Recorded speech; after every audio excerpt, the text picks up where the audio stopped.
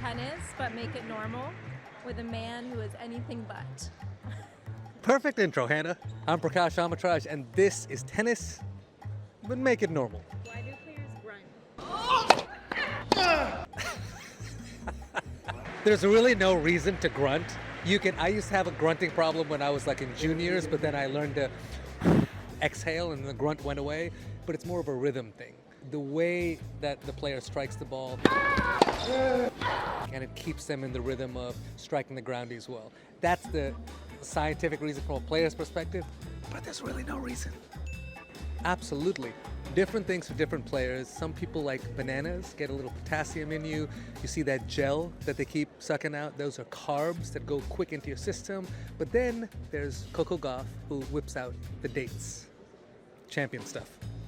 Oh, absolutely. It depends on the kind of player you are. I know players who they zone out and they're so locked in, they can't notice anything. And then there are players like John McEnroe. I heard like if someone's chewing Pringles like 100 rows up, he can tell you if they were rigid or not. One, it's a routine. And what you do is you end up straightening out the string so you get a clean strike on the ball. It used to matter even more when there was natural gut in the racket. A little less now with the synthetic strings, but that's the reason behind it. Just vibes. Oh, that's pretty good. You don't want to get too stuck in planning things because then shot selection becomes a big issue. Some players still have this issue where they're like, I'm going to wind up, I'm going to crunch this forehand.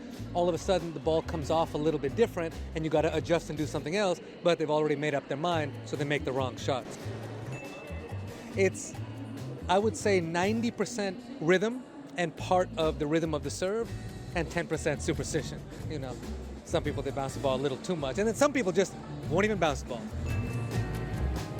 You gotta take it out on someone. If you miss a forehand, it can't be your fault.